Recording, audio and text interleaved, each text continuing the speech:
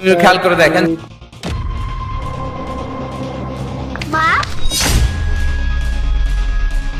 মা তুমি কেমন আছো? মা তুমি কোথায় থাকো? মা তুমি এতদিন কেন আসোনি? জানো মা, বাবাকে তোমার কথা বললে বাবা বললেন নাকি তুমি অনেক দূরে থাকো। মা তুমি এতদিন কেন আসোনি? বাবা, আমি তোমার মা না, হয়তো তোমার ভুল হচ্ছে। তোমার মা হয়তো আমার মতো দেখতে। হ্যাঁ বাবা, সামিয়া ঠিকই বলেছে, তোমার হয়তো ভুল হচ্ছে। ও কিভাবে তোমার মা হবে? না আমার কোনো ভুল হচ্ছে না, উনি আমার মা। ভালো করে দেখেছি উনি আমার মা। বাবা তোমার কোথাও ভুল হচ্ছে। আচ্ছা দাঁড়াও, এই নাও, আমি তোমাকে কিছু টাকা দিচ্ছি, এই টাকা দিয়ে তুমি কিছু খেয়ে নিও। আমার টাকার দরকার নাই, উনি আমার মা, উনি আমার মা। আচ্ছা বাবা, তুমি যে এত করে বলছো সামিয়া তোমার মা, তোমার কাছে কি কোনো প্রমাণ আছে? আমার কাছে প্রমাণ আছে, এ দেখেন আমার মায়ের ছবি। দেখি। সামিয়া, এটা তো তোমার ছবি, আর এটা তো অনেক আগের ছবি, তাও তো 5-6 বছর আগের হবে। দেখো। হ্যাঁ, এটা তো আমার ছবি, কিন্তু ওর কাছে গেল কিভাবে? 5-6 বছর আগের ছবি। আমি তো কিছুই বুঝতে পারতেছি না। আমি বলছি।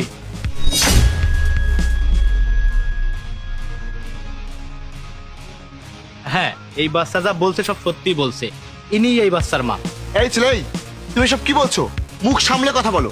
এই বাচ্চার মা সামিয়া কিভাবে হবে? 5-6 বছর আগে তো সামিয়া দেশের বাইরে ছিল, আর তখন ওর সাথে আমার সম্পর্ক হয়েছে, আর আজ আমরা বিয়ে করতে যাচ্ছি। তোমার এসব কথা আমি বিশ্বাস করি না। জানি আপনি আমার মুখের কথা বিশ্বাস করবেন না, আপনি সামিয়াকে জিজ্ঞাসা করুন। সামিয়া, এই ছেলে সব কি বলছে? ইয়ে মানে জাহিদ। এই মানে করছো কেন?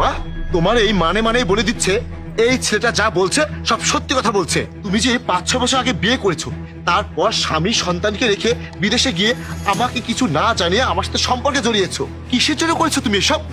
আমার টাকা আছে সেই জন্য? তোমার নিজের সন্তান রাস্তায় রাস্তায় ভিক্ষা করছে, আর তুমি আমার সাথে বিয়ে করতে যাচ্ছ? এই শোনো, আমার বংশের না একটা মান সম্মান আছে।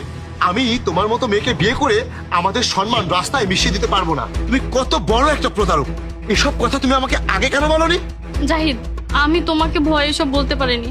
আমি কোনো কারণে তোমাকে হারাতে পারবো না, তাই আমি ভেবেছিলাম যদি তোমাকে আগে বলি আমার বিয়ে হয়েছে, আমার বাচ্চা আছে, তুমি তোমাকে বিয়ে করতে চাইবে না, আমাকে মেনে নিবে না, তাই আমি এসব কিছু বলিনি। কি ভয়ে বলতে পারিসনি? কিন্তু তুই তোর স্বামী সন্তান ছেড়ে আমার সাথে কেন সম্পর্ক করেছিস সেটা বল। ও আর কি বলবে? আমি বলছি, আমি মোটামুটি সচ্ছল ছিলাম, আর তখনই সামিয়া বিদেশে যাওয়ার সুযোগ পাই। তার আগে আমাদের এই ছেলে হয়েছিল। আমি আবার সবকিছু বিক্রি করে ওকে বিদেশে পাঠিয়েছিলাম, কিন্তু তারপর ও আর আমাদের কোনো খোঁজ রাখেনি, আর আমিও অসুস্থ হয়ে পড়ি। তারপর